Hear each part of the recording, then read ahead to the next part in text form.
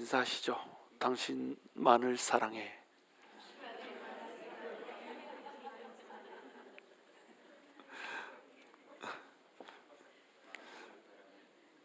다시 한번 인사하시죠. 주님이 나를 사랑하셨기 때문에 당신을 사랑합니다.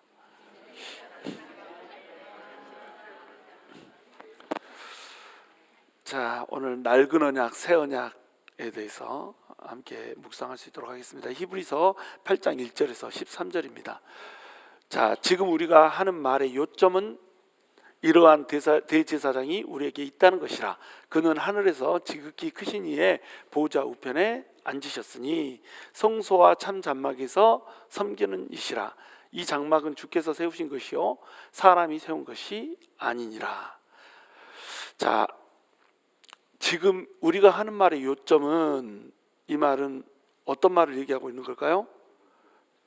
저번 주에 한 거, 그리고 그 저번 주에 한 거, 5장부터 쭉 얘기해 온 걸 얘기하는 겁니다. 4장부터죠. 사실은 우리에게 있는 대제사장은 우리의 연약함을 체휼하지 아니하시는 분이 아니요, 그러니까 우리한테 대제사장이 있다는 겁니다. 그리고 그 대제사장은 대제사장이면서 동시에 뭐라는 거예요? 왕이라는 거예요. 그래서 멜기세덱의 반차를 타고 예수님이 오셨다고 그랬잖아요. 멜기세덱의 반차를 타고 왔다는 게 뭐예요? 멜기세덱이 의의 왕이며 평강의 왕이었단 말이죠. 의의 왕이며 평강의 왕이라는 게 왜 중요하다고 그랬어요? 왜 의의 왕이 먼저 나옵니까? 하나님께서 공의의 하나님이신데 이 공의를 이루어주시려고 예수 그리스도의 피를 우리에게 흘려주셔가지고 우리한테 먼저 의의를 전가시켜 버렸단 말이에요. 그리고 나니까 죄로 인해서 원수됐던 하나님과 우리 사이에 뭐가 임해버려요? 평화가 임해버린다는 겁니다. 그러니까 공의를 우리한테 먼저 부여를 해줘야, 우리의 죄를 전부 속해줘야지 결국은 평화가 임하는 거예요. 그래서 멜기세덱 의의 왕이고 그 사람이 살렘의 왕이었기 때문에 살렘 왕이다. 그런데 그 멜기세덱이 또 신분이 뭐였어요? 제사장이었단 말이에요. 그러니까 아론의 서열을 타지 않고 멜기세덱의 서열을 타고 온 대제사장이 한 명 있더라, 그거예요. 아론의 서열을 타고 내려오면 인간 제사장이고 혈육의 제사장이기 때문에 우리 인간한테 해줄 수 있는 게 별로 없단 말이에요. 자기 죄도 속하지 못하고 자기도 영원히 못 사는 존재가 뭘 해줄 수 있겠냐 이거죠. 그런데 멜기세덱은 아버지도 없고 어머니도 없고 시작도 없고 끝도 없고 이런 분이고, 거기다 왕이면서 대제사장이기 때문에 의의 왕으로서 우리에게 의를 줄 수 있을 뿐만 아니라 평강의 왕으로서 우리에게 평화도 줄 수 있고, 그러기 위해서 또 제사를 드려주셔서 대제사장이 되어줄 수 있는 이런 사람이 멜기세덱인데, 그 멜기세덱의 반차를 타고 예수님이 오셨기 때문에 예수님은 왕이면서 동시에 뭐가 될 수 있다는 거예요? 대제사장이 될 수 있다는 겁니다. 왕이면서 대제사장이 된다고 하는 것이 왜 그렇게 중요한가? 왕이니까 모든 것을 통치하는 거예요. 이 우주 만물을 다 통치하는 겁니다. 그런데 그 왕이 우주 만물을 통치한다는 것이 우리한테 안 좋을 수도 있어요. 왜냐하면 그 왕은 공의의 왕이거든요. 공의의 왕인데, 공의의 왕이 이 세상을 통치하고 있는데 우리의 신분이 뭐예요? 우리가 정체성이 뭡니까? 죄인이라. 그러니까 공의의 왕이면 해버리면 어떻게 했어요? 큰일 나는 겁니다. 우리는 다 죽는 거야. 근데 이분이 세상의 대제사장이네. 대제사장이라는 건 무슨 뜻이에요?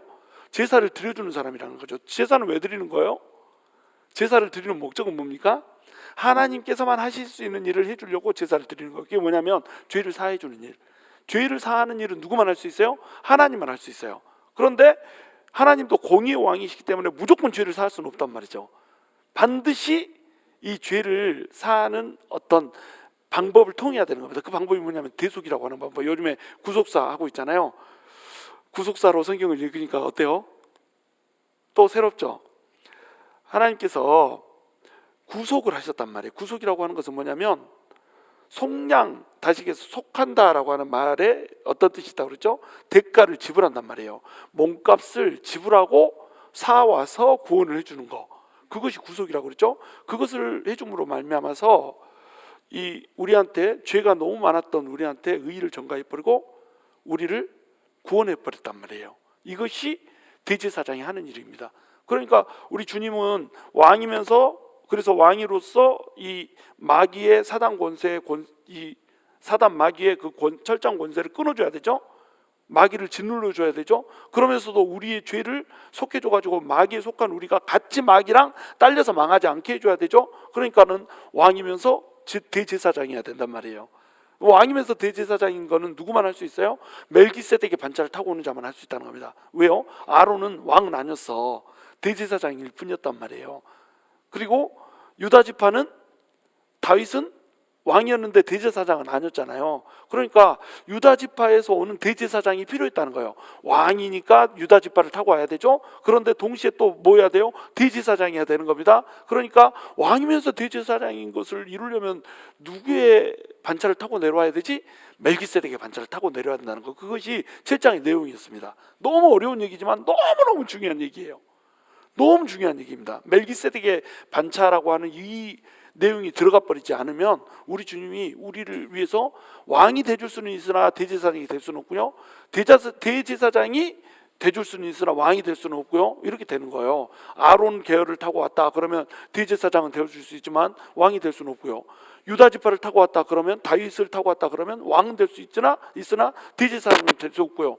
정말 곤란해지는 겁니다. 근데 멜기세덱이라고 하는 이 사람을 왕이면서 대제사장인 한 사람을 창세기에다 이미 하나님께서 심어두시고 이 사람을 시편 110편에서 이 대제사장의 그 반차를 타서 멜기세덱의 대제사장의 반차를 타고서 대제사장으로 영원한 대제사장이 되게 해줄 왕이면서 대제사장이 되게 해줄 한 분 메시아가 나올 거다라고 하는 예언을 해준 다음에 이 예언대로 예수 그리스도가 와버려서 우리한테 왕이면서 동시에 대제사장이 되어줬다는 겁니다. 너무너무 멋있는 스토리잖아요. 히브리서에서 그것을 풀어주고 있는 거예요. 그러니까 우리한테 만약에 히브리서가 없었다 그러면 어떤 문제가 생기겠어요? 이 멜기세덱이라고 하는 이름 자체가 그냥 묻혀서 지나가 버릴 수도 있었다. 근데 이 멜기세덱이라고 하는 이 사람과 시편 110편의 메시아 이 예언을 이 히브리서 7장에서 너무 구체적으로 풀어주면서 우리 주님이 우리한테 대제사장이라고 하는 이것을 가르쳐주고 있다는 겁니다. 그러니까 히브리서가 중요하죠. 근데 오늘 보시면 이제 우리가 하는 이 요점, 말하고자 하는 요점이 뭐냐? 이러한 대제사장이 우리한테 있다. 어떤 제사장이요? 왕이라서 이 사단의 권세를 끝내버리고 다시 하나님 예수님이 왕이 돼가지고 원래 분봉왕이었던 우리에게 왕권을 줄 수 있는 그런 분이 있다라고 하는 거. 그 다음에 대제사장이 되어가지고 마귀가 멸망할 때 우리가 마귀한테 딸려서 같이 멸망하는 것이 아니라 우리도 어떤 사람이 될 수 있다고요? 제사를 통해서 의로운 사람이 되고 하나님의 자녀가 될 수 있는 이렇게 만들어줄 수 있는 왕이면서 대제사장인 분이 누구한테 있다? 우리한테 있다는 거예요. 그래서 이러한 대제사장이 우리에게 있다는 거, 이건 너무너무 중요하다는 겁니다. 근데 이 사람이 지금 이분이 지금 어디 있냐면 그는 하늘에서 지극히 크신 이의 보좌 우편에 앉으셨으니 이렇게 돼 있죠. 지극히 크신 이의 보좌 우편, 그러면 지극히 크신 이는 누굴까요? 하나님.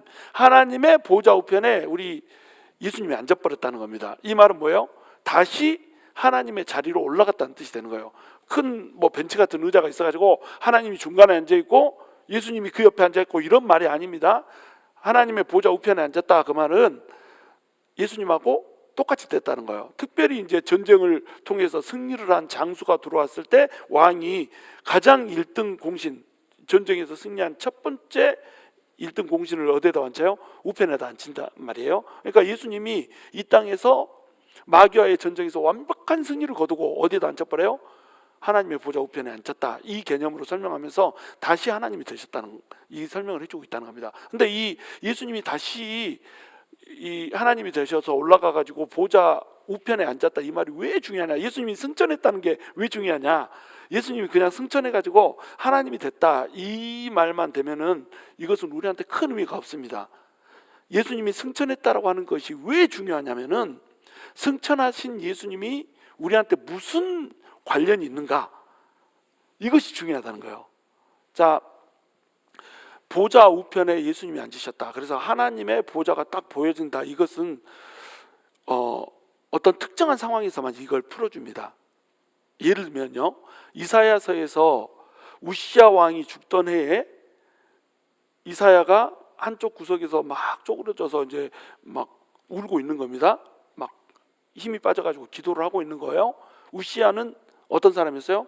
굉장히 훌륭한 왕이었습니다. 뭐 종교 개혁을 단행하고 막 이렇게 해가지고 우시아가 어떤 그 지금 현재 아수르 제국한테 막 밀려 있고 또 신흥 바벨론 제국이 막 밀려오고 막 이렇게 할 때 여기에서 뭔가 반전을 일으켜줄 수 있는 이런 사람으로 우시아 왕이 인식이 되고 막 이랬었어요. 그리고 우시아는 이사야의 친척이기도 했습니다. 그런 사람이 왕이 돼가지고 이렇게 있으니까 이사야가 성전에 들어가가지고 여기 궁전에 들어가가지고 궁전에서 선지자 역할을 편하게 이렇게 할 수 있게 이렇게 보장이 돼 있는 사람이 우시아였어요. 근데 이 우시아가 죽어버린 겁니다. 그러니 이 이스라엘에 소망이 있어요, 없어요? 갑자기 소망이 사라져 버린 것 같아요. 이 사람이 있으면은 뭔가 종교적인 혁명을 일으키고 뭔가 반전을 일으켜서 이 멸망해가고 있는 유다 왕국을 살릴 수 있을 것 같기도 한데 갑자기 우시아가 죽어버린 거예요. 그러면서 이사야가 너무너무 가슴이 이제 무너지는 겁니다. 하나님 도대체 이 나라를 어떻게 하시려고 우시아 같은 훌륭한 왕을 죽이셨습니까? 절망이에요. 우시아가 죽어버렸습니다. 우시아 왕이 죽어버렸습니다. 종교 개혁을 단행하고 새로운 하나님의 바람을 일으킬 사람이 죽어버렸습니다. 이 민족을 주님 어떻게 해야 되겠습니까? 막 이렇게 하고 기도를 하고 있는데 우리 하나님이 뭘 보여줘 버려요? 하나님의 보좌를 보여줘 버립니다. 하나님의 보좌가 쫙 펼쳐주면서 하나님의 이 옷자락이 성전에 가득 메우고 있는 그런 환상을 우리 주님 보여줘 버리는 거예요. 자, 이 환상을 보여주는 이유가 뭘까요? 야, 아수르 왕이 보좌에 앉아가지고 다스리고 있는 것 같지, 바벨론 왕이 보좌에 앉아가지고 세상을 다스리고 있는 것 같지, 진짜 보좌에 앉아있는 건 누군지 알아? 하나님이야. 이거 보여주는 겁니다. 너네가 절망하고 낭망에 빠져서 아무 힘이 없는 것 같고 아수르가 밀려오고 바벨론이 밀려오고 막 이러니까 너네 세상이 끝난 것 같이 이렇게 생각되지? 이 뒤에 내가 있는 거야. 이거 보여주는 겁니다. 그러니까 모든 사람이 절망하고 이 세상이 이제 소망이 하나도 없다라고 할 때 누가 나타나세요? 하나님의 보좌에 쫙 앉으셔가지고 그 보좌에 앉으신 모습으로 세상을 다 통치하고 있는 그것을 하나님께서 보여주고 있다는 거예요. 내가 있다는 거예요. 내가. 그런데 이때에 이사야가 이제 내 입술이 부정해졌습니다 막 이렇게 하니까 하나님이 어떻게 합니까? 스랍 천사를 보내가지고 이 천사가 숯불을 구워서 입을 지지잖아요. 입을 지지고 나서 어떤 일이 벌어져요? 입을 지지고 나서 누가 나를 위해서 갈고, 하나님이 말씀하시잖아요. 누가 나를 위해서 갈고 하니까 이사야가 어떻게 합니까? 내가 여기 있나이다, 나를 보내소서, 이렇게 하지 않습니까? 그래서 이사야를 보내가지고 이사야한테 말씀을 선포하게 만들어요. 그러니까 입술을 지졌다, 이 말은 뭐냐면 이 입술을 이제 입을 터가지고 이 입술을 나를 위해서 쓰게 만들겠다, 내 말씀을 전하게 하겠다. 근데 그 전한 말씀이 뭐였어요? 너네는 망한다는 말씀이었습니다. 너네가 이제 망한다. 바벨론의 포로로 잡혀갈 것이다. 기한이 찰 때같이 너네는 망한다. 왜요? 이스라엘이 뭘 했어요? 범죄를 행했습니다. 하나님을 떠나버렸어요. 그러니까 지금 아수르가 일어나서 북이스라엘을 멸망시키고 바벨론이 일어나가지고 남유다를 이제 곧 멸망시킬 텐데, 그런 일들이 일어나고 있는 이유가 뭐예요? 남편 대신 하나님을 너네가 버려버렸다는 거예요. 그런데 이것은 아수르가 세기 때문에 생기는 것도 아니고 바벨론이 세기 때문에 생기는 것도 아니고 하나님의 섭리 가운데서 이루어지고 있는 거라는 거예요. 그러니까 바벨론이 쳐들어와도 하나님이 그 뒤에 서가지고 망하게 하는 것이기 때문에 회복시켜주는 것도 누가 해요? 하나님이 하신다는 겁니다. 끝이 아니라는 거예요. 지금 이 징계는 너네 아버지인 또는 너네 남편인 하나님이 징계를 하고 있고, 결국에는 하나님께서 내 백성 버리지 않고 내 자녀 버리지 않고 회복시켜 줄 것이다 라고 하는 것을 나중에 가서 이제 얘기를 해주잖아요. 이게 이사야 앞에 나타난 하나님의 보좌였습니다. 보좌가 펼쳐지는 건 언제 펼쳐진다고요? 절망적인 순간에, 너무너무 낙심되고 낭망되는 순간에, 그때 야, 지금 세상 나라에 위협이 있다고 너무 떨지 마라, 그 뒤에 내가 있는 거야, 이렇게 얘기를 해주는 거예요. 그 이사야 시대 때 이스라엘 백성들이 망했던 이유는 뭡니까? 이 시대가 율법의 시대야. 율법을 떠나서 하나님의 말씀을 벗어나서 살아. 근데 하나님은 어떤 왕이라고요? 의의 왕이셔. 이때 당시만 해도 그들에게 뭐가 없어요? 대제사장이 없어요. 그런데 하나님의 보좌가 펼쳐지는 또 다른 사건이 하나 펼쳐집니다. 이게 언제 펼쳐지죠? 요한계시록 4장에서 펼쳐지죠. 요한계시록 4장에서 이 요한이 반모섬에 가 있습니다. 요한이 반모섬에 가 있는 상황도 어떤 상황이에요? 절망이에요. 로마 제국의 압제 가운데 있습니다. 로마의 황제가 마치 보좌에 앉아가지고 이 세상을 다스리고 있는 것처럼 보여요. 그 어떤 사람이 세상에서 쳐다봐도 이 세상을 다스리고 있는 건 누구예요? 로마 황제입니다. 로마 황제가 보좌에 앉아서 이 세상을 통치하고 다스리고 하면서 모든 하나님을 믿는 백성까지도 주물딱주물딱 하는 것처럼 이렇게 보여주고 있는 상황이에요. 그리고 하나님을 그토록 사랑하는 누구마저도, 요한마저도 반모섬에 유배를 가 있습니다. 반모섬에 유배 가가지고 아무것도 할 수 없는 상황이에요. 무슨 복음도 전할 수 없는 상황이고, 반모섬에 무슨 사람들이 득실득실 사는 것도 아니고, 거의 그냥 무인도 같은 그 섬에 가가지고 아무것도 못한 채 거기서 그냥 유배 생활을 하다가 이제 마지막 남은 생애를 마쳐야 되는 상황인 겁니다. 어때요? 절망이죠. 이 절망 가운데서 이 요한이 기도를 하고 있을 때 하나님이 뭘 펼쳐주세요? 보좌를 펼쳐주시는 거예요. 야, 올라와라. 환상 가운데 야, 올라와라 해가지고 하나님의 보좌로 끌고 올라가 버립니다. 하나님의 보좌로 끌고 올라가는 장면이 4장에 펼쳐진단 말이에요. 그리고 나서 이제 5장이 넘어가면 어떻게 되죠? 정권 이양이 일어난다고 그랬죠? 죽임당한 어린 양이 보좌에 앉아 있는 겁니다. 자, 죽임당한 어린 양이 보좌에 앉아 있다. 그러면 그 어린 양이 누구예요? 예수님이 보좌에 앉아 있는 거예요. 그러면서 이 세상을 통치하는 왕권이 누가 이 세상을 통치하는 왕권을 가지고 있어요? 예수 그리스도가 이 세상을 통치하는 왕권을 가지고 있어요. 근데 요한계시록 5장에서는 굳이 예수님을 뭐라고 표현하세요? 죽임당한 어린 양으로 표현하는 겁니다. 죽임당한 어린 양이 권세를 얻었고 뭐 천사들에게 찬양을 받고 있는 이런 모습으로 이제 표현을 하고 있는 거예요. 자, 그러면 이사야서 6장에서 나오는 보좌에 앉은 하나님, 그리고 요한계시록 5장에서 등장하는 보좌에 앉으신 예수님, 차이가 뭘까요? 이사야서 5장에 나오시는 하나님은 의의 왕이십니다. 그리고 물론 평강의 왕이시기도 하죠. 그리고 우리를 이사야서 6장에 나오는 하나님, 우리를 사랑하세요, 안 하세요? 사랑하십니다. 요한계시록 5장에 나오는 예수님도 의의 왕이십니다. 평강의 왕이십니다. 우리를 사랑하세요, 안 하세요? 사랑하십니다. 차이가 뭐냐? 이 이사야서 6장에 나오는 하나님은 우리의 고통을 체휼하지 않으셨습니다. 이게 차이예요. 요한계시록 5장에 등장하는 예수님은 똑같이 보좌에 앉아있고 이 보좌를 똑같이 펼쳐주셨지만 이분은 우리의 연약함을 체휼하여 아시는 분입니다. 그래서 죽임당한 어린 양이라고 표현한 거예요. 죽임당했다 그러면 죽임이 뭐예요? 고통의 가장 끝이잖아요. 고통의 가장 끝을 봐버린 분, 이게 우리 예수님이세요. 예수님이 하나님이신데 하나님의 그 보좌를 버리고 하나님의 영광을 버리고 이 땅 가운데 오셔서 인간이 당할 수 있는 가장 큰 고통을 당하시고 죽임을 당해버렸단 말이에요. 그리고 나서 승천을 하신 겁니다. 그러니까 승천이 됐다 이 말은 뭐예요? 이 재물을 하나님이 받으셨다는 뜻이 되는 거예요. 우리 예수님이 재물이 되셔가지고 죽으신 거잖아요. 제사장이면서 동시에 재물인 겁니다. 그러니까 이 예수님이 승천했다 이 말은 뭐냐면 우리를 위해서 제사 드려준 재물이 하늘로 올라갔다는 뜻이 되는 거예요. 이제 더 이상 재물을 더 바칠 필요가 있어요, 없어요? 바칠 필요가 없습니다. 짐승 재물이 아니에요. 하나님 재물인 겁니다. 짐승 재물은 인간을 대표해서 죽을 수 있는 그 자격이 있어요, 없어요? 없습니다. 짐승은 인간을 대표해서 죽을 수 있는 자격이 없었어요. 그래서 여러분 구약 시대에는 이 속죄소라고 하는 거 알죠? 성막에 가면은 성막 안에 이 지성소가 있습니다. 그렇죠?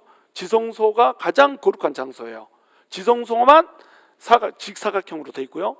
지성소만 하나님의 영광이 가득 차고요. 이 지성소에 법궤가 놓여 있어요. 이 법궤 속에 뭐가 들어 있습니까? 법궤 속에 십계명의 두 돌판이 들어 있습니다. 그리고 이 법궤 속에 만나리가 들어 있고 막 이렇게 되죠. 법궤 속에 십계명의 두 돌판이 들어 있다 그러면 십계명은 뭐예요? 율법이죠. 그럼 율법에는 뭐가 있어요? 요구가 있습니다. 율법에 요구가 있는데 이 요구가 사람한테 펼쳐지면 어떻게 되냐면 너 이렇게 해라, 저렇게 해라 이렇게 됩니다. 그래서 명령을 때려요. 명령을 때리면은 우리는 그 율법의 요구에 맞게 어때요? 율법대로 살아야 됩니다. 그 명령에 맞춰서 벌벌 떨면서 이거 못 지키면 어떡하지 하면서 그 명령을 지키면서 살아야 돼요. 그런데 이 율법이 또 요구하는 곳이 한 곳이 있습니다. 어디에다 요구할까요? 하나님한테 요구를 합니다. 뭐라고 얘기하냐면 얘는 율법대로 살았습니다. 복 주세요 이렇게 합니다. 왜냐하면 율법에 뭐라고 나옵니까? 신명기에 네가 율법을 다 지키고 살면 너는 구원받을 뿐만 아니라 복도 받는다 이렇게 나와 있잖아요. 그러니까 율법을 지키고 살면 복을 주는 거예요. 근데 율법을 우리가 살아보니까 다 지킬 수 있어요, 없어요? 지킬 수 없어. 그러니까 율법을 많이 지켰냐 조금 지켰냐 이것에 따라서 결정되는 게 아니고 율법을 하나라도 어기면 어떻게 돼요? 죄인이라 죽어야 되는 거야. 그러니까 율법을 못 지켰을 때, 지켰을 때는 괜찮아, 복 받으라고 하니까. 근데 못 지키면 어떻게 해요? 못 지키면 저주가 와버린단 말이에요. 죽어야 된단 말이에요. 그러니까 율법이 누구한테 요구를 해요? 하나님한테 요구를 하는 겁니다. 얘 봐서 얘 못 지켰어 못 지켰어, 얘 죽어야 돼야 이렇게 하는 겁니다. 그렇죠? 그러니까 이걸 못하게 하려고 어떻게 했어요? 율법의 십계명의 요구를 막으려고 어떻게 했습니까? 뚜껑을 닫아버렸어. 뚜껑을 닫아버렸습니다. 이 닫아놓은 뚜껑을 뭐라고 불러요? 이걸 속죄소라고 부르잖아요. 시은좌 또는 속죄소 이렇게 불렀던 거예요. 시은좌는 뭐예요? 은혜가 베풀어지는 자리라 이런 뜻이에요.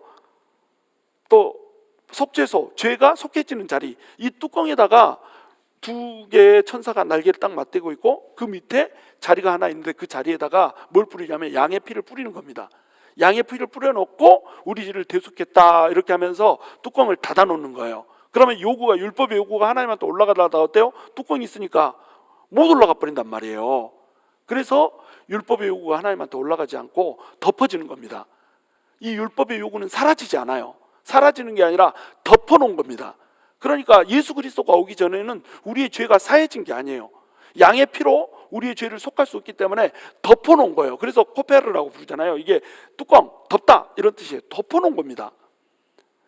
그래서 여러분 저기 사사기에 보면은 이 법궤를 빼앗기잖아요. 아니 사무엘상에 보면은 비느하스와 홈류가 그 전쟁에 나갔다가 법궤 뺏기는 거 얘기하시잖아요. 법궤를 뺏겼는데 그 법궤가 어디로 갑니까? 아니 저기 맨 처음에 블레셋으로 가잖아요. 블레셋으로 갔더니 이 블레셋에서 법궤가 갑자기 막 힘을 발휘해가지고 거기 다곤 신상이 막 자빠지고 난리가 나잖아요. 그래서 이것을 여기다 놔두면 우리 큰일 나겠네 그래가지고 돌려보내잖아요. 돌려보내는데 이것이 돌아올 때 사람들이 이 뚜껑을 열어버렸습니다. 뚜껑을 열어버렸더니 어떻게 돼버리죠? 5만 70명이 죽어버렸대. 5만은 괄호 넣어놨어요. 어떻게 5만 명이 죽을 수 있냐 이렇게 해가지고 5만은 괄호에다 넣어놨습니다. 70명만 죽었을 거다 이거죠. 근데 5만이 맞을 수도 있습니다. 이 뭐냐면 자, 왜 죽었을까? 이 뚜껑을 여는 순간에 하나님의 임재가 나타나면서 하나님의 임재 앞에 죄인들이 섰기 때문에 그 주변에 있는 사람은 다 죽었다 이렇게 볼 수도 있는 거예요. 근데 구속사적 관점에서 보면 이게 왜 죽었냐면요, 속죄소의 뚜껑을 닫아놔서 율법의 요구가 위로 올라가지 못하게 됐는데 이 뚜껑을 여는 순간에 어때요? 율법의 요구가 갑자기 위로 올라가 버렸다는 거예요. 얘들 죄 지었어, 이놈은 이죄, 저놈은 저죄, 저놈은 저죄, 전부 다 십계명을 지킬 수 없으니까 죄를 진 것이 율법의 요구로 올라가 버린 겁니다. 그러니까 그 주변에 있던 사람들은 전부 죽어버린 거예요. 그냥 율법의 요구 때문에. 그러니까 구약에서는 이 속죄소가 있어서 뚜껑을 딱 닫아놔으로써 죄를 덮어놨다. 그런데 예수님이 오시면서 어떻게 돼버렸어요? 예수님이 오면서는 죄를 덮어놓은 게 아닙니다. 예수님이 오시면서는 우리의 죄를 십자가에다가 전가를 시켜버렸어요. 예수님한테, 그 제물한테 죄를 전가를 시켜버렸어요. 구약에서도 물론 전가는 시켰죠. 양한테 전가를 시켰죠. 그렇죠. 근데 양이 어때요? 자격이 안 돼. 자격이 인간을 대신해서 죽을 수 있는 능력이, 가치가 없어. 가치가. 인간이 더 비싸요? 양이 더 비싸요? 뭐 가끔가다 양값도 못하는 인간들도 있긴 하지만 그래도 그 가치로 따지면 인간이 훨씬 값어치가 높은 겁니다. 하나님이 그렇게 창조하셨어요. 인간의 존엄성을 동물의 가치하고는 비교도 안 되게 하나님의 형상을 따서 만들었단 말이에요. 그러니까 감히 짐승 따위가 존엄 하기 이를 데 없는 하나님의 형상을 가진 인간의 죄를 대신해서 속해가지고 죽을 수 없단 말이에요. 그러니까 이것은 예표고 상징이라는 겁니다. 근데 진짜 이제 어린 양이신 예수님이 오셨단 말이에요. 근데 예수님은 하나님이잖아요. 인간의 죄를 1대1로 속하기에 예수님이 너무 가치가 높으셔. 그러니까 모든 인류의 죄를 영단번에 한 번에 그냥 속해버린 겁니다. 하나님이시니까, 하나님이 죽어주셨으니까 이 하나님은 어때요? 이 우주 만물을 창조하신 분이잖아요. 이 우주 만물 전체의 가치보다 하나님의 가치가 더 높다. 그러니까 인간이 지은 모든 죄, 과거, 현재, 미래의 모든 죄, 그 모든 죄를 전부 다 한꺼번에 속해버린 겁니다. 영단번에 속해버린 거예요. 그 재물을 어떻게 했어요? 하나님이 받아버렸어. 그러니까 승천이 됐다 이 말은 하나님이 그 재물을 하늘 지성소에서 받아버렸다는 거예요. 그러니 이 제사가 어때요? 효력이 영원히 있어져 버리죠. 하늘에서 효력이 있어져 버리죠. 이제 속죄소 짝꿍으로 우리 죄를 닫아놓을 필요도 없고요, 속죄소 뚜껑으로 율법의 요구를 닫아놓을 필요도 없습니다. 왜? 우리 주님이 율법의 요구를 맞춰버렸거든요. 율법의 모든 요구를 우리 주님이 한 몸에 감당해버리고 그것의 존재를 받아서 죽어버렸거든요. 이것이 보좌에 앉으셨다는 것의 뜻이에요. 근데 이분이 또 어때요? 대제물이면서 동시에 대제사장이시잖아요. 대제사장이어가지고 우리의 연약함을 체휼하지 않은 분이 아니라 우리의 고통, 우리의 염려, 우리의 연약함, 우리의 부정함 전부 아세요.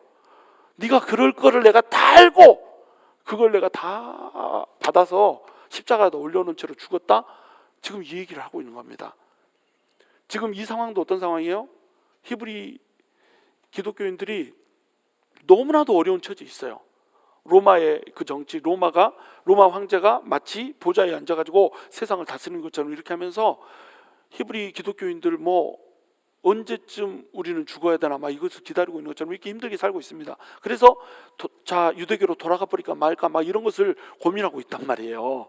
그런데 유대교로 돌아가 버리면 이들이 의지하는 제사장은 누구예요? 아론 계열의 대제사장이라. 그런데 예수 그리스도한테 붙어 있으면 어때요? 하늘 성소에 지성소에 올라간 대제사장, 그분이 하늘에서 보고 있단 말이에요. 그분이 승천해가지고 하늘로 올라갔다, 그 말은 그냥 그분이 이야 날새망정이 지고, 자 그분이 그냥 하늘에 올라가서 이러고 앉아있다는 그런 뜻이 아니고 그분이 하늘에서 무슨 일을 하고 계신다는 거예요. 그럼 그분은 하늘에 올라가서 어떤 일을 하고 계실까요? 예수님이 하늘에 올라가서 하고 계시는 일, 중보를 하고 있는 겁니다. 중보.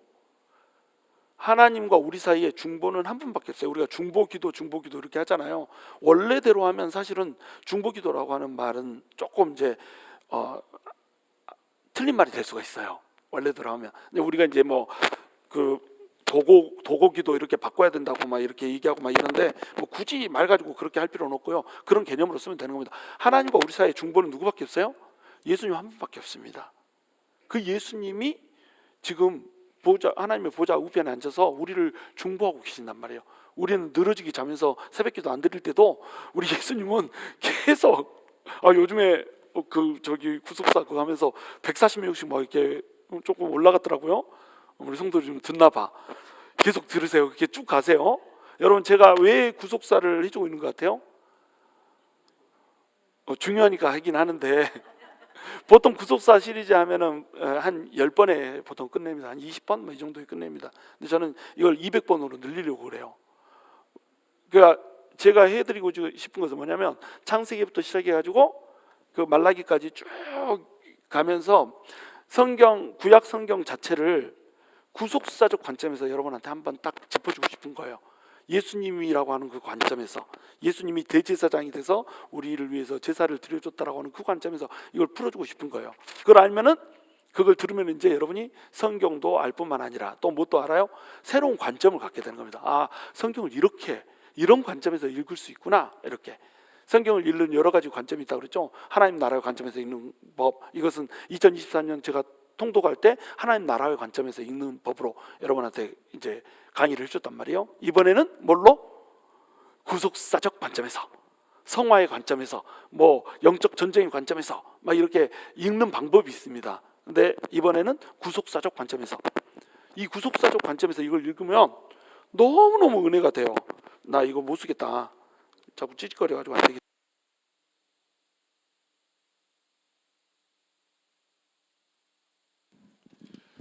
자, 그래서 우리 예수님이 대제사장이 돼서 올라가셨다. 이 말씀은 어떤 뜻이냐면 우리 예수님이 우리의 모든 연약함, 우리의 모든 괴로움, 아픔 이런 것들을 다 간직하고 안 채 대제사장이 돼서 올라가서 우리 대제사장이 하는 역할이 뭐예요? 하나님, 사람의 편에 서서 하나님한테 가는 거잖아요. 예수님이 우리 편에 서서 우리 연약함을 다 체험했으니까, 우리 인간의 가장 밑바닥까지 주님이 내려와서 다 체험했으니까 우리 하나님한테 가서 대제사장처럼 이렇게 우리를 위해서 간구를 해줄 수 있다는 거예요. 그게 우리 예수님이 지극히신 이의 보좌 우편에 앉으셨다는 것의 뜻입니다. 그 예수님께서 우리를 위해서 중보를 해주시면서 어떤 것을 위해서 중보를 해주냐? 쟤 저렇게 살면 안 되겠는데요? 저렇게 살다가는 저거 망하겠는데요? 막 이렇게 하면서 이 사람이 좀 정신 차리고 하나님을 믿게 해주세요. 뭐 이런 것에서 시작해서 저 사람은 지금 너무너무 지금 뭐 악한 영에 붙잡혀 있네요. 막 이렇게 하면서 저 사람이 나한테로 나와서 나의 그 피로 그걸 씻고 이길 수 있는 능력을 주세요. 막 이렇게 하면서 계속 간구를 하고 있다는 거예요. 우리를 위해서 대제사장이니까. 그리고 우리 연약함을 아니까 어때요? 우리를 너무너무 불쌍하고 긍휼히 여긴다는 겁니다. 우리의 연약함을 알지 못하던 이사야서 6장의 그 하나님이 아니셔. 우리를 사랑하시고 전지전능하니까 다 아시긴 하시지만 직접 몸으로 체휼은 하지 않으셨어. 근데 우리 예수님은 다 체휼하시고 그 다음에 하늘로 올라갔단 말이에요. 이것이 예수님이 승천하셨다는 것의 의미입니다. 그냥 하늘로 빠이 다시 올게 이러고 간 걸로 여러분 생각하면 안 돼요. 예수님이 승천했다는 게 우리한테 얼마나 값진 의미를 갖는 것인지 여러분 그걸 알아야 되는 거예요. 자, 그래서 2절에 보시면 성소와 참 장막에서 섬기는 이시라. 이 장막은 주께서 세우신 것이요 사람이 세운 것이 아니라, 사람이 세운 장막은 이 땅에 있죠. 그렇죠? 땅에서는 성소가 있는데 이 성소는 지성소 얘기하는 거예요. 성소와 참 장막에서 섬기는 이시다. 그러니까 지금 여기서 얘기하는 성소는 어떤 성소예요? 하늘의 성소를 얘기하는 겁니다. 그런데 이 장막은 주께서 세우신 것이요 사람이 세운 것이 아니라, 이 땅에서 있는 장막들은 누가 세웠어요? 부살렐이 만들었잖아요. 오홀리압, 그 다음에 부살렐 이런 사람들이 막 만들었잖아요. 물론 하나님께서 이렇게 능력을 주시고 지혜를 주셨지만 어차피 사람 손을 통해서 만들었단 말이에요. 그리고 사람이 제사를 드리는 겁니다. 그러니까 제사장은 계속 왔다 갔다 하면서 번제단에서 갔다가 성소에 가서 분향단 불을 지피고 다시 나와서 막 그 번제단에서 또 제사를 드리고 물두멍에서 또 씻고 또 성소에 들어가서 다시 분향단을 드리고 이걸 계속 왔다 갔다 하면서 이렇게 섬겼어요. 그런데 그렇게 아무리 섬겨봤자 이들이 섬기는 건 뭐예요? 짐승 가지고 드리는 제사라. 아무리 섬겨봤자 어때요? 대제사장 자체가 죄인이라.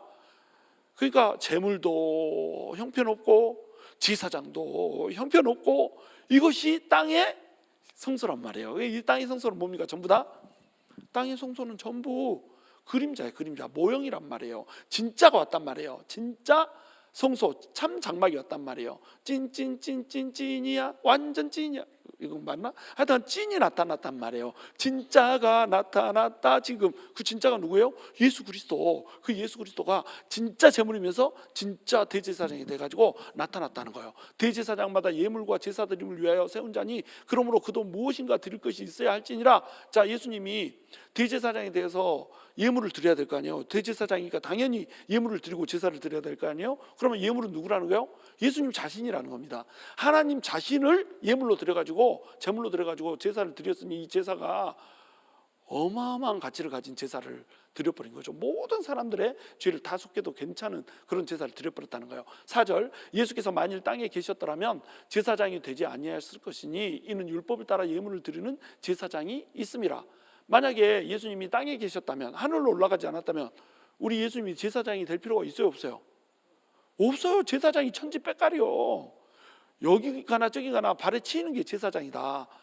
뭐 예수님이 십자가에 못 박혀 돌아가실 때도 제사장이 가야바가 대제사장이었잖아요. 근데 그 장인이 그 전 대제사장이었습니다. 그리고 안나스였잖아요. 안나스가 자기가 대제사장인 것처럼 막 신문하고 이랬다니까요. 글쎄, 대제사장도 아닌 주제에 전 대제사장이 제사장 노릇을 하고 있는 거예요. 우리 지금 원로 목사가 목사 노릇을 하고 있는 겁니다. 그러니까 제사장이 한둘이 아니야. 그 안나스 집안에만 해도 대제사장이 몇 명인 줄 아세요? 뭐 5, 6명 됐습니다. 안나스까지 포함해가지고 한 6명, 7명 이렇게 됐어요. 자기 사위 아들 할 것 없이 전부 대제사장 만들어 버렸잖아요.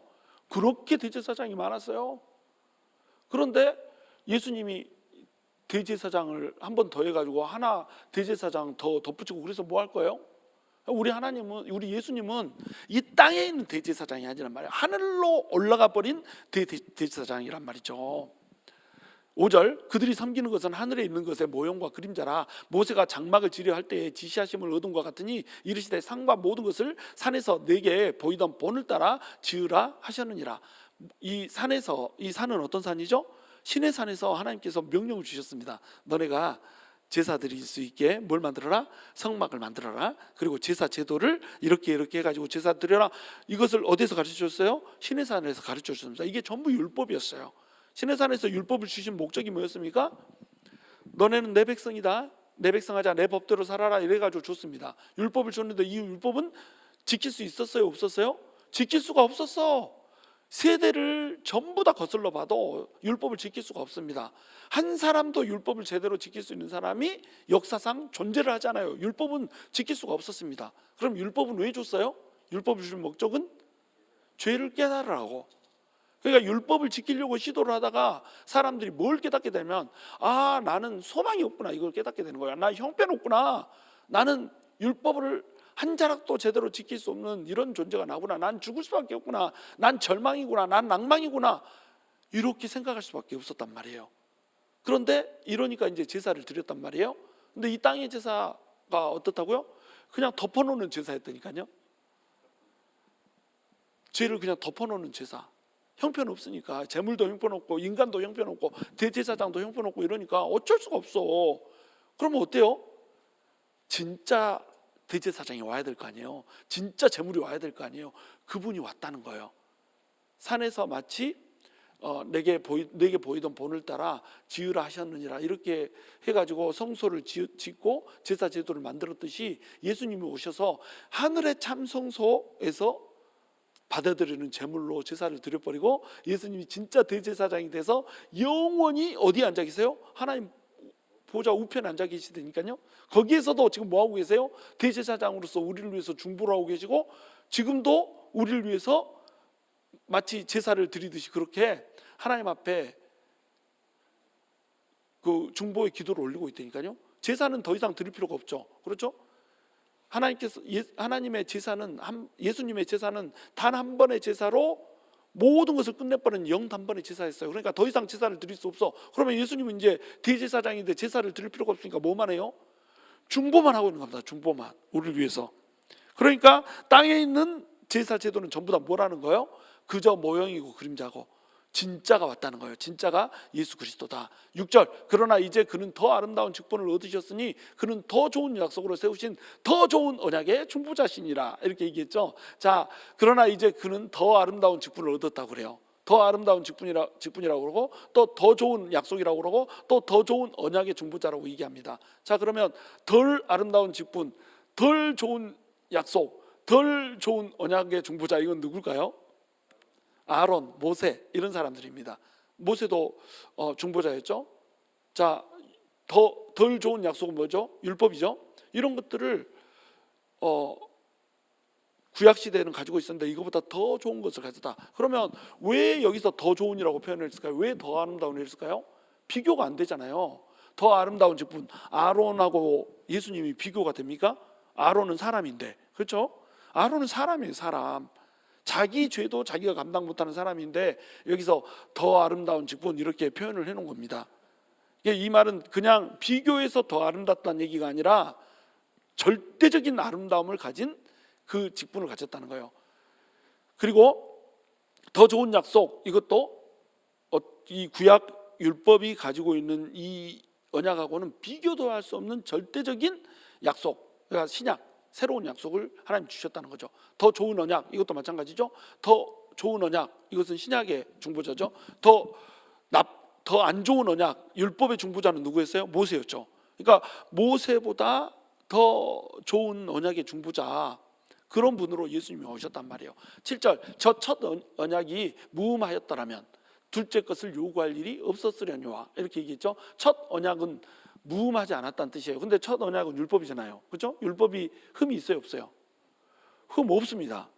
율법은 흠이 없습니다. 그런데 흠이 있습니다. 뭔 말이에요 이게? 율법은 흠이 있습니다.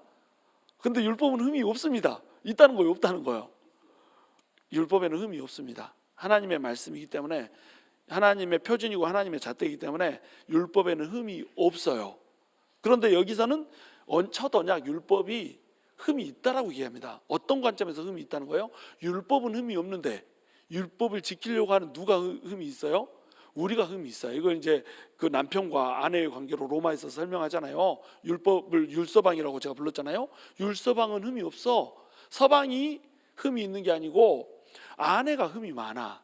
그런데 아내가 율서방이 자꾸 간섭을 하는 거야. 아내는 어떻게 해요? 지 마음대로 살고 싶어. 죄 짓고 지 멋대로 살고 싶어. 아내가 음란한 여자라.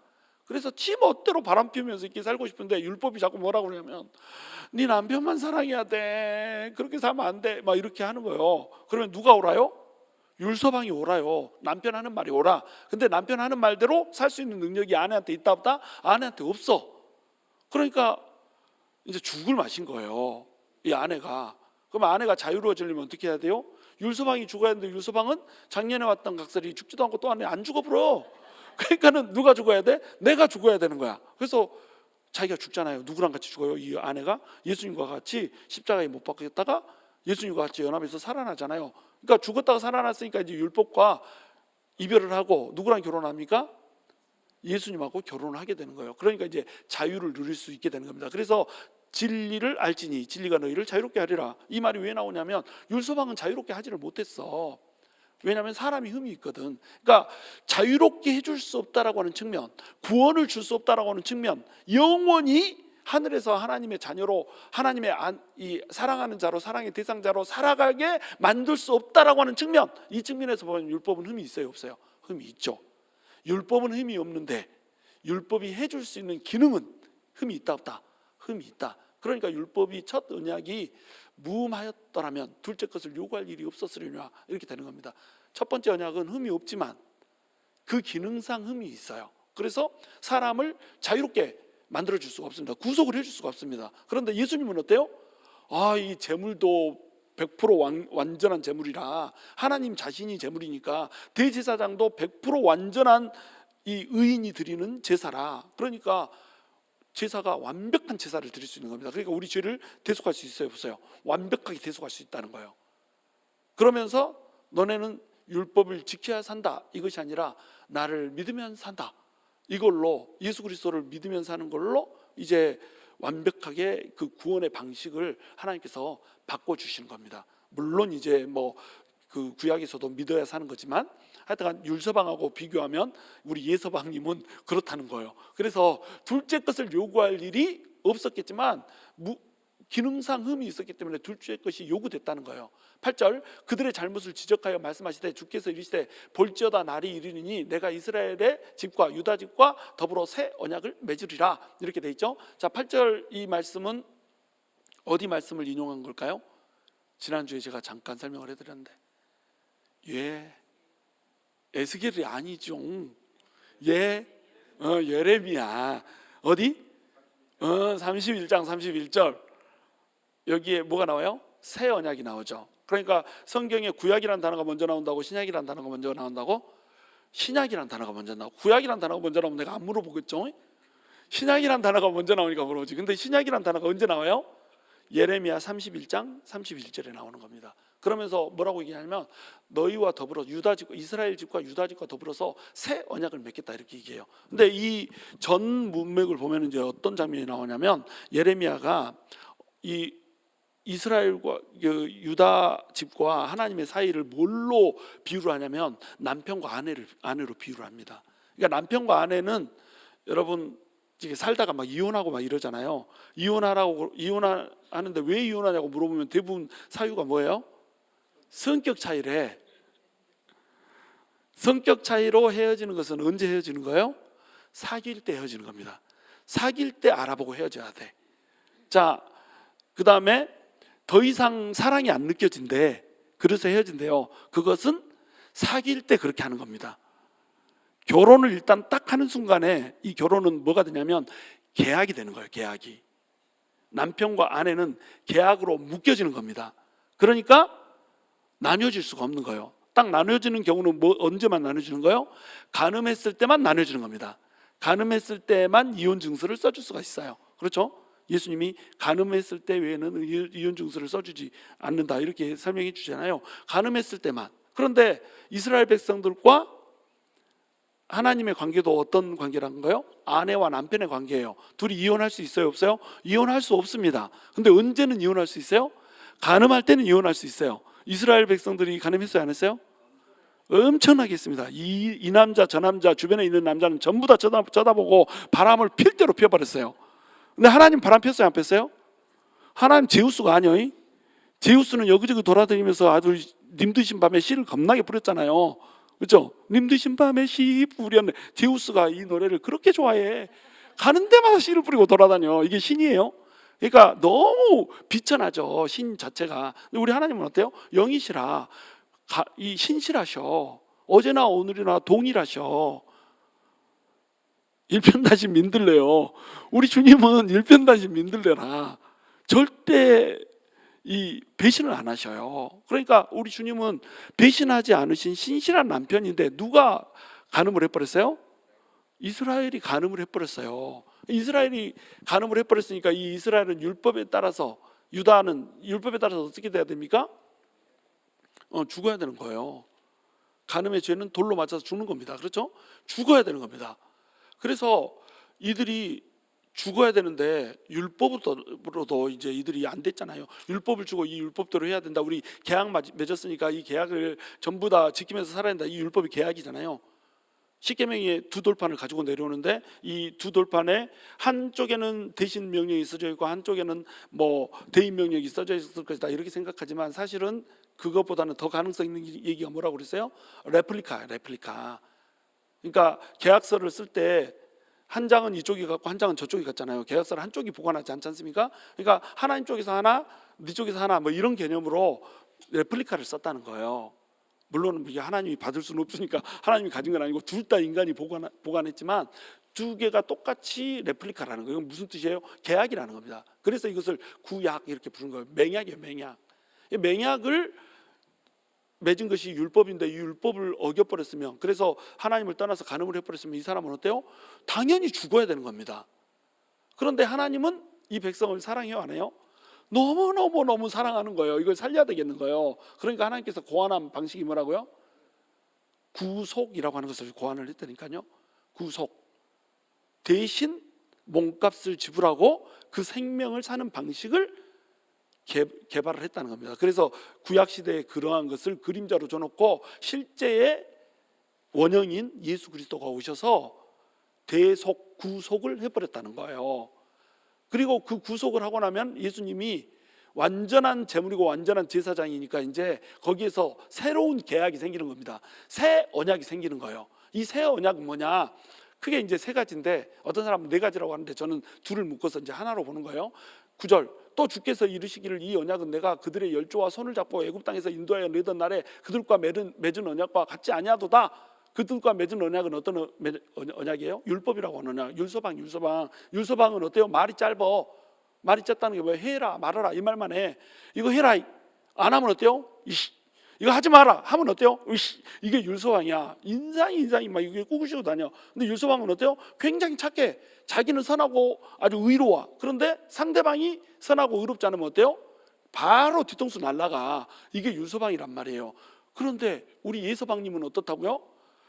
자비와 긍휼이 자기 몸을 들여가지고 내가 대신 죽겠다. 네가 맞아야 되지. 너 지금 네가 바람 피웠으니까 네가 맞아 죽어야 되는 거지. 내가 대신 맞을게. 너는 바람 폈어도 나만 믿어. 오빠 한번 믿어봐. 이러면서 예서방이 그냥 맞아서 죽어버렸다니까요. 그리고 그 피로 이 가늠한 여인의 몸을 씻겨가지고 죄를 씻겨가지고 죄가 없다고 만들어 버린다니까요. 이것이 율서방과 예서방의 차이라니까요.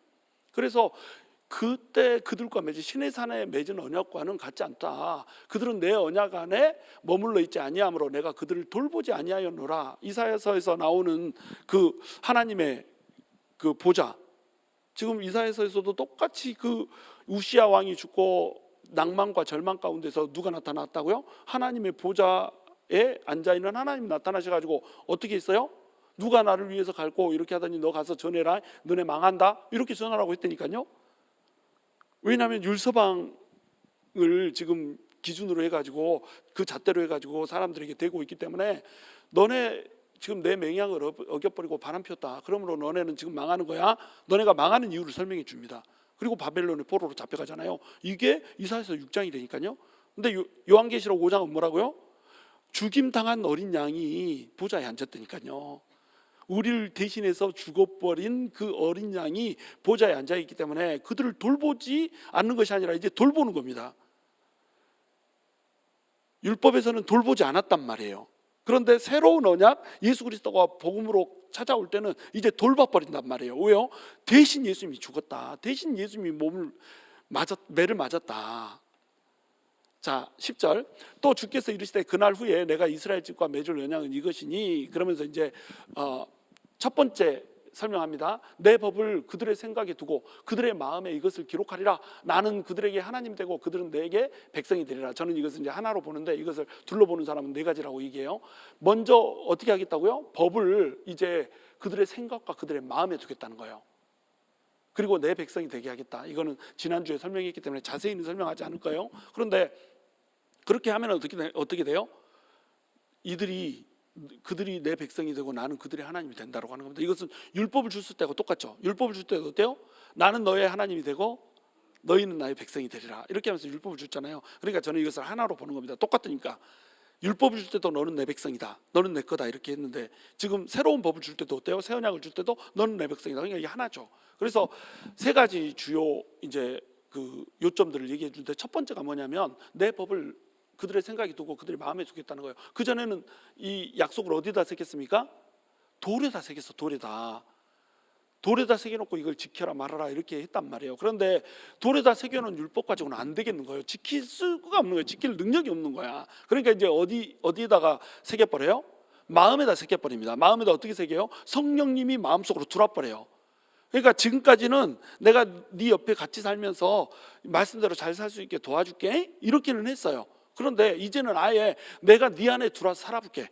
네 마음을 내가 집 삼아서 네 안에 들어와서 네 마음을 성전 삼아서 내가 그 안에 들어와서 살아버릴게. 이렇게 해가지고 성령님이 우리 안에 들어와 버렸어요. 성령님이 우리 안에 내주를 해버린 겁니다. 그러면서 하나님의 법이 어디에 새겨져 버렸다고요? 우리 마음에다가, 우리의 생각에다가 성령님이 새겨져 버렸어요. 그러면서 성령님이 자꾸 그 속에서 이제 생각을 하는 겁니다. 그 속에서 꿈을 갖고 그 속에서 비전을 갖는 겁니다. 근데 성령님이 어디에 계신다고요? 내 마음속에 있다니까요. 그러니까 성령님이 꿈을 가져버리면 그 꿈이 누구 꿈이 돼버려요? 내 꿈이 돼버려요. 성령님이 소원을 가져버리면 그 소원이 누구 소원이 돼버려요? 내 소원이 돼버려. 그러니까 우리가 하나님의 소원을 가지고, 하나님의 꿈을 가지고, 하나님의 비전을 가지고 그렇게 살아갈 수가 있게 되는 겁니다.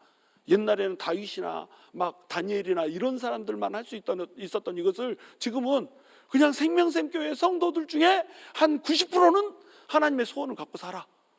10%는 누군지 내가 잘 모르겠어. 90%는 하나님의 소원을 갖고 이렇게 산단 말이에요. 그렇게 되는 이유가 뭐예요? 성령님이 우리 안에 들어와서 우리 안에다가 집을 짓고 살아버린다.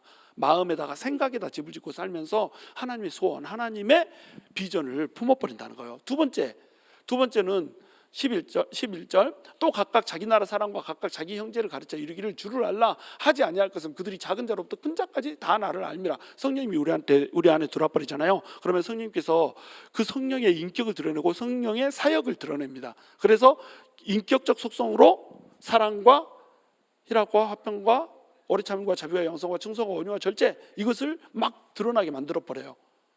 그러면 이것이 드러나면서 성령님이 살면서 이것을 드러나게 해버리면 그냥 내 안에 성령님이 이렇게 해가지고 내가 변화됐구나, 이렇게 알 수가 있다는 거예요. 그러면서 또 뭐가 나타나요? 능력이 나타난다고요. 능력의 기능적 속성, 성령님이 인격적 속성과 기능적 속성이 있다고 그랬죠. 인격적 속성이 열매고 기능적 속성이 뭐예요? 은사입니다. 은사에 두 가지 은사가 있다고 그랬죠. 직임적 은사가 있고 또 기능적 은사가 있고 이렇다고 그랬죠. 기능적 은사는 시작. 지혜의 말씀의 은사, 지식의 말씀의 은사, 예언의 은사, 영분별의 은사, 방언 통변의 은사, 방언의 은사, 믿음의 은사, 신유의 은사, 능력 행함의 은사, 이렇게 9가지가 있어요. 그리고 직임의 은사는, 직임적 은사는 몇 가지? 5가지. 자, 시작. 사도,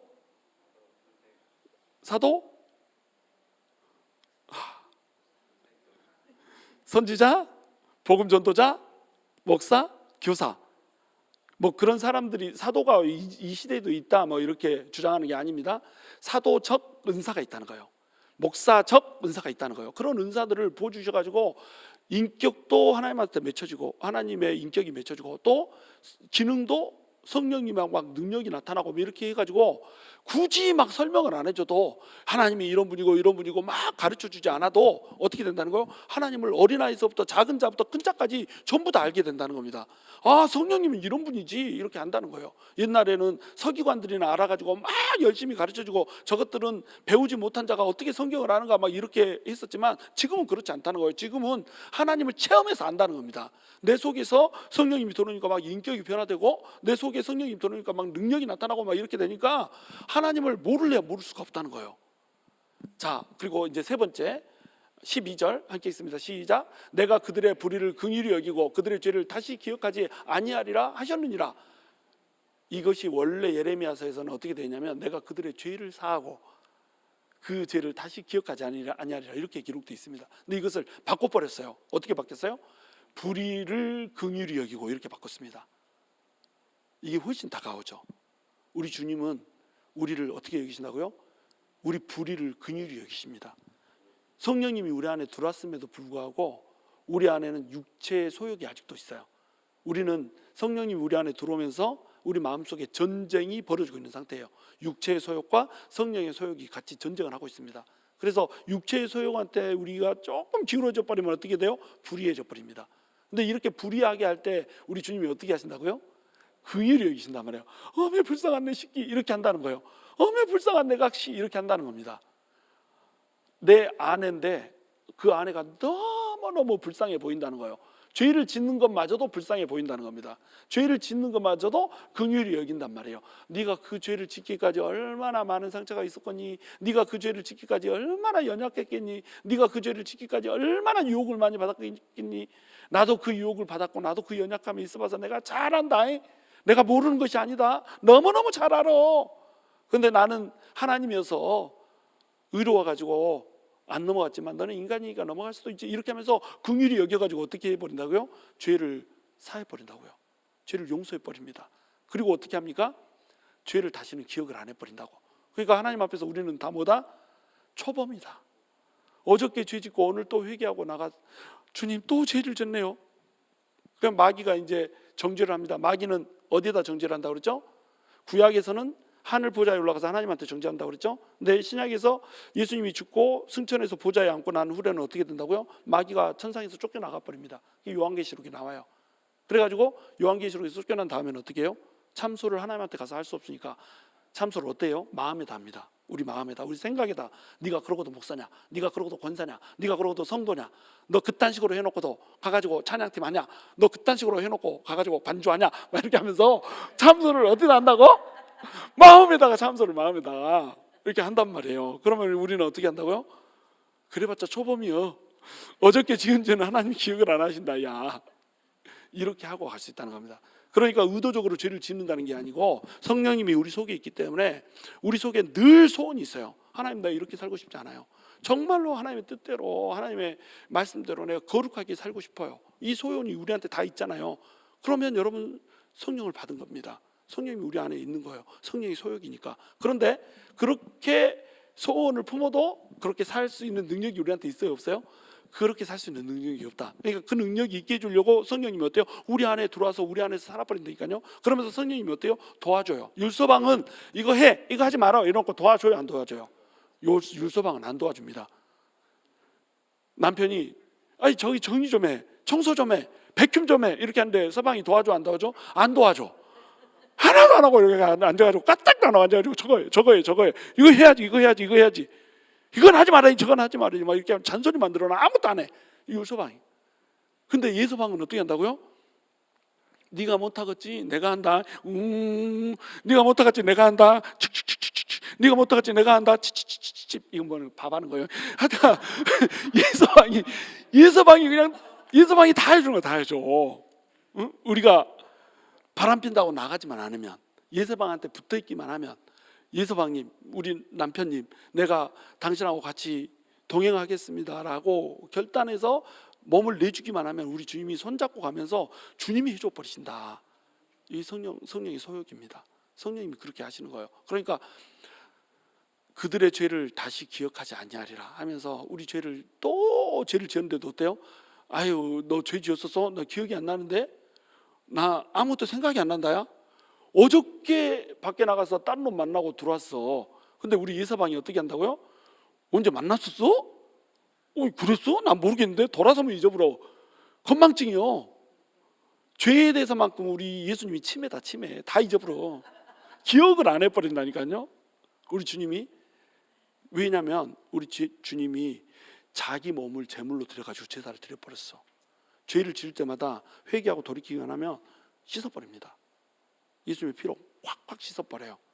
그러니까 우리가 주님의 은혜의 보좌 앞에 어때요? 담대히 나갈 수가 있는 거예요. 이것이 안 되면 어때요? 이거 막 이렇게 하니까 막 무조건 죄 지어도 된다는 것처럼 들리는데, 이게 안 되면 여러분, 우리가 은혜의 보좌 앞에 담대히 못 나간다니까요.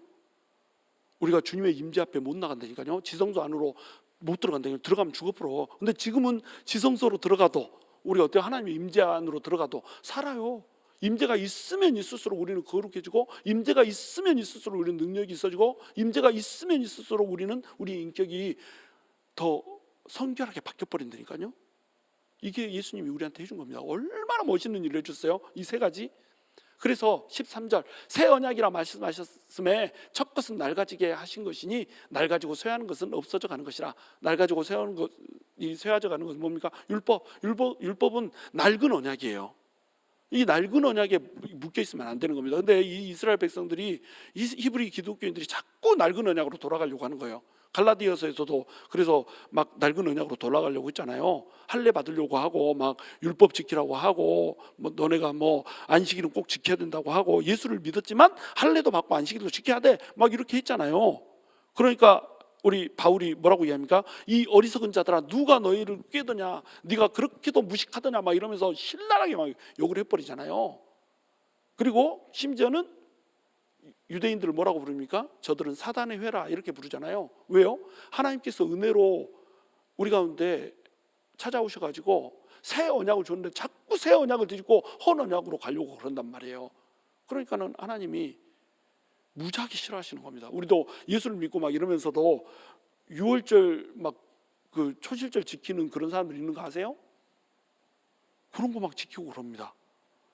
옛날에는 쉐마 이스라엘, 그래갖고 이스라엘아 들으라 막 이렇게 하고, 이 호세아서에서도 너는 여호와를 알라 힘쓰라 막 이렇게 했지만, 요즘에는 그렇지 않아요. 성령님이 우리 안에서 알게 이렇게 해주거든요. 근데 자꾸 어디로 돌아가요? 유대교로 막 우리가 돌아가려고 그래요.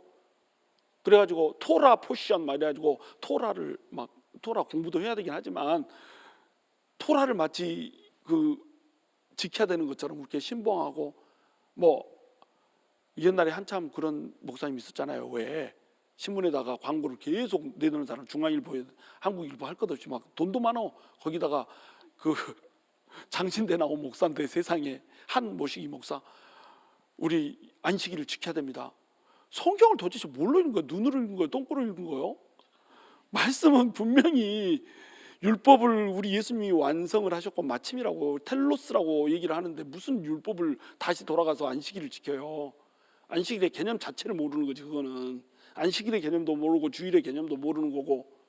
우리는 율법으로 돌아가면 안 됩니다. 우리는 어디에 머물러 있어야 돼요? 은혜에 머물러 있어야 돼요. 우리 주님이 보좌에 앉았습니다. 보좌에 앉으셔가지고 어떻게 하신다고요? 우리의 모든 연약함을 아시는 왕이면서 제사장으로 앉았어요. 이사야서 6장에서는 왕으로 앉아 계셨어요. 그러니까 너희는 망한다 이렇게 하셨던 겁니다. 그래서 지금은 어떻게 앉아 계신다고요? 왕이면서 동시에 대제사장으로 앉아 계신다니까요. 너네 연약함을 내가 다 알아. 모든 걸 다 아시는 그 주님이 네 아픔도 알고 네 불용함도 알고 네 연약함도 알기 때문에 내가 네 모든 것들을 전부 다 해결해 줄 수 있는 능력이 있다. 이게 왕이면서 대제사장이기 때문에 가능한 겁니다. 구약에서는 어땠어요? 왕이시기만 했어요. 대제사장이 아니었어. 근데 신약에서는 어때요? 왕이면서 동시에 대제사장이라. 이게 우리를 그렇게 감격스럽게 하는 겁니다. 이게 우리를 그렇게 자유롭게 하는 거예요. 그래서 멜기세덱이 여러분 그렇게 중요한 겁니다. 저와 여러분이 오늘 한 가지 테이크홈 메시지, 우리 주님은 이러한 대제사장이다, 이러한 대제사장이 하늘에 계시다라고 하는 것을 너희가 알라.